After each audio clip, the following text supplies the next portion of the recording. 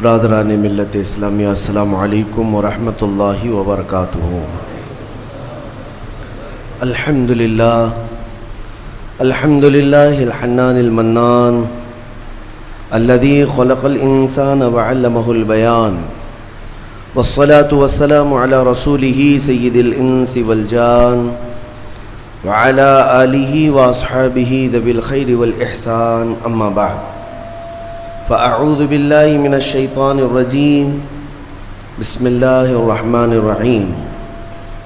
یا ایتها النفس المطمئنہ ارجعی الی ربک راضیۃ مرضیہ فادخلی فی عبادی وادخلی جنتی، صدق اللہ مولانا العظیم۔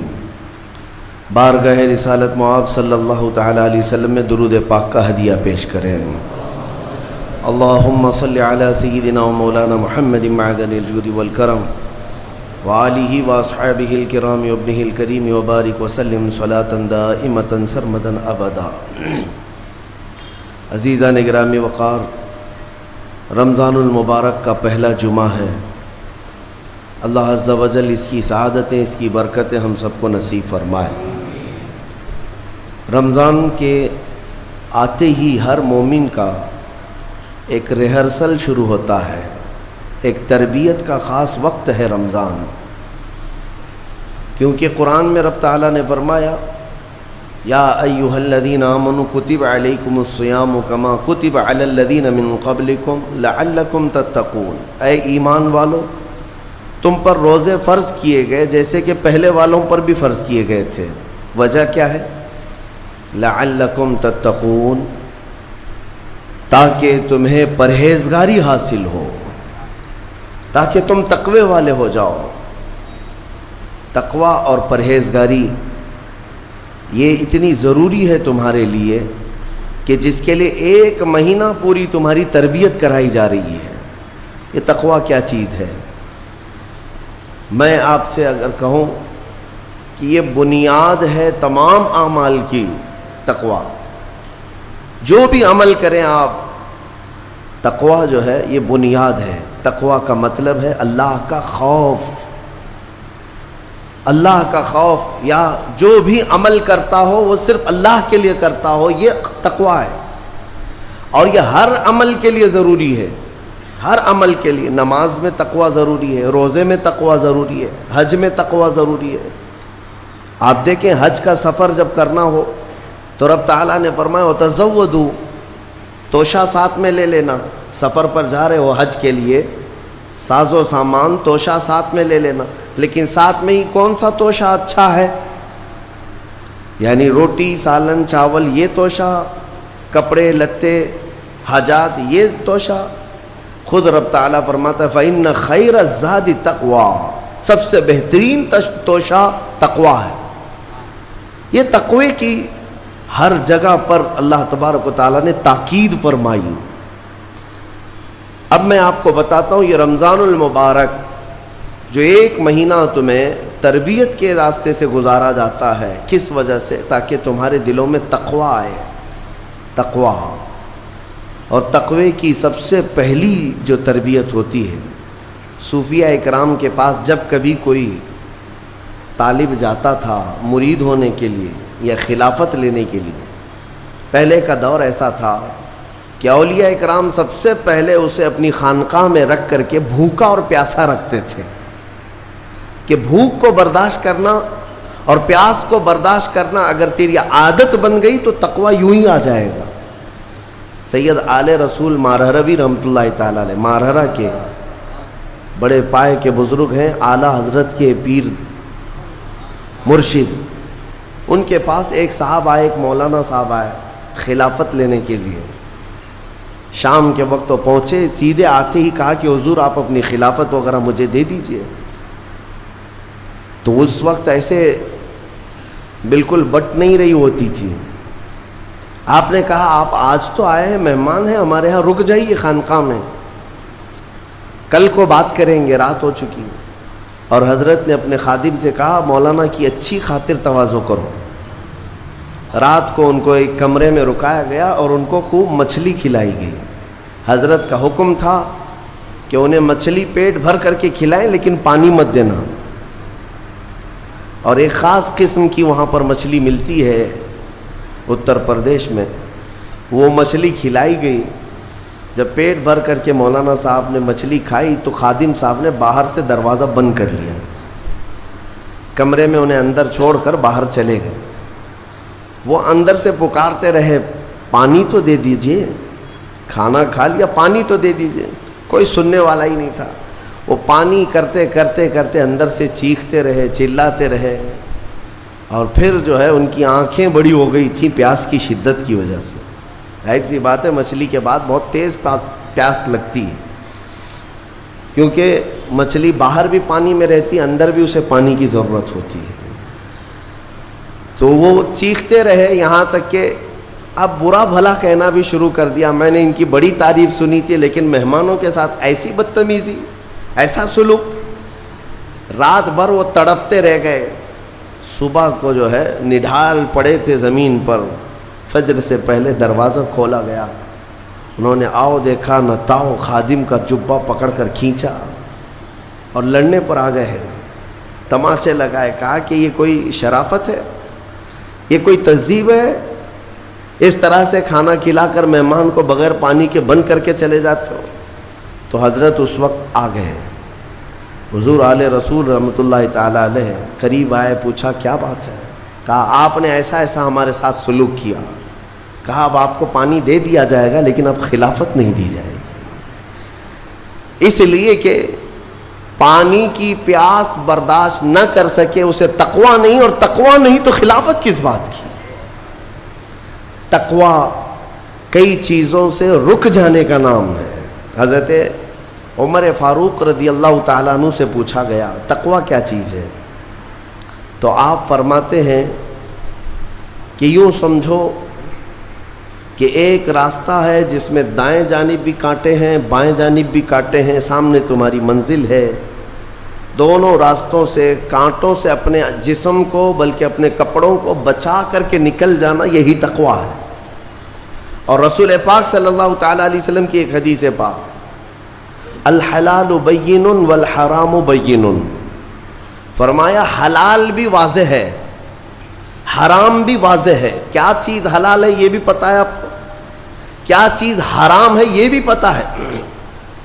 شراب حرام ہے، خنزیر حرام ہے، مردار حرام ہے، چوری حرام ہے، یہ سب تو پتہ ہے. حلال بھی پتہ ہے، اپنے ہاتھوں سے کمائی ہوئی چیزیں حلال ہیں. چاول، گیہوں، باجرہ، یہ سب چیزیں حلال ہیں نا آپ کے لیے. پھلوں میں بہت ساری حلال ہے، جانوروں میں جو حلال ہے وہ سب پتہ ہے. تو حلال کی لسٹ بھی معلوم ہے تمہیں، حرام کی لسٹ بھی معلوم ہے. حضور پاک صلی اللہ علیہ وسلم فرماتے ہیں ان دونوں کے بیچ میں کچھ چیزیں ہیں جن کے بارے میں پتہ نہیں چلتا حلال ہے کہ حرام ہے. ان چیزوں کو چھوڑ دینے کا نام تقویٰ ہے. بعض لوگ کیا سمجھتے ہیں حرام کو چھوڑ دینا تقویٰ ہے. ارے میاں حرام کو چھوڑنا تو مسلمان کی شان ہے، ضروری ہے. تم شراب نہیں پیتے تو یہ تقویٰ نہیں ہے، یہ تو اسلام کا حکم ہے. تم جوا نہیں کھیلتے، چوری نہیں کرتے، یہ تو اسلام کا حکم ہے تمہارے اوپر. لیکن کچھ ایسے شک والی چیز سے بھی بچ جاتے ہو، اس کو کہتے ہیں تقویٰ. وہ تقویٰ ہے. تقوی کی بہت ساری مثالیں ہیں، لیکن میں آپ کے سامنے ابھی رمضان کے متعلق عرض کرنے جا رہا ہوں کہ جیسے گزشتہ میں نے ایک تفسیر میں بھی عرض کیا، بعض لوگوں کو ایسا لگتا ہے کہ رمضان میں لوڈ شیڈنگ ہوتی ہوگی، کچھ خزانہ خدا میں بچت کے لیے لوگوں کو بھوکا اور پیاسا رکھا جاتا ہے، کچھ رزق بچا لیا جائے. نادانو، اللہ رب العزت جو پوری کائنات کا رزاق حقیقی ہے، اسے کسی چیز کی کمی نہیں ہے. یہ روزے جو فرض کیے گئے خزانے میں بچت کے لیے نہیں بلکہ ہمارے جسموں کی اور ہماری روحوں کی اصلاح کے لیے، ہماری روحوں کی اصلاح اور جسموں کی اصلاح کے لیے ہمیں تقویٰ ملے. میں آپ کو بتاتا ہوں، ایک سوال میں آپ سے پوچھتا ہوں. آج رمضان میں یہ بہت ضروری ہے کیونکہ رمضان ہونے کے بعد بھی سب کو پتہ ہے کہ چاند دکھتے ہی اللہ شیطانوں کو قید کر لیتا ہے. یہ سب کو پتہ ہے. حدیث پاک میں بھی سرکش جنات اور شیطان دونوں قید ہو جاتے ہیں، ان کو قید کر دیا جاتا ہے، جب تک چاند نہیں دکھے گا یہ نہیں آئیں گے۔ لیکن جو 11 مہینے ہم بلیم ڈالتے تھے شیطان پر کہ ہم سے برائیاں ہو گئی، گناہ ہو گئی، کیوں؟ ارے شیطان ایسا کرا دیا، شیطان ویسا کرا دیا۔ اب رمضان میں کون کرا رہا ہے؟ شیطان تو ہے نہیں، پھر فجر میں سوتا کیوں ہے؟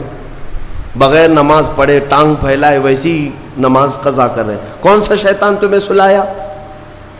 ابھی تو شیطان ہے نہیں۔ ابھی بھی بہت سارے لوگ چوری کا کھانا نہیں چھوڑتے، بہت سارے لوگ جھوٹ، دغا، غیبت یہ رمضان میں بھی نہیں چھوڑتے ہیں۔ تو یہ ان کو کون سا شیطان کروا رہا ہے؟ کون سا شیطان یہ برائیاں کرواتا ہے؟ اس کے جواب کے لیے ایک چیز سمجھنا ضروری ہے۔ یہ بات تو مشہور ہے کہ ساری برائیاں شیطان کرواتا ہے، ابلیس کرواتا ہے نا؟ لیکن آپ کو وہ واقعہ معلوم ہے جب آدم علیہ السلام کو اللہ تعالیٰ نے پیدا کیا اور سارے فرشتوں سے کہا کہ سجدہ کرو، کل ہی کی تفسیر میں نے عرض کیا، اس میں ابلیس بھی تھا۔ ابلیس بھی اس وقت بہکا ہوا نہیں تھا، گمراہ نہیں تھا، وہ اچھا تھا۔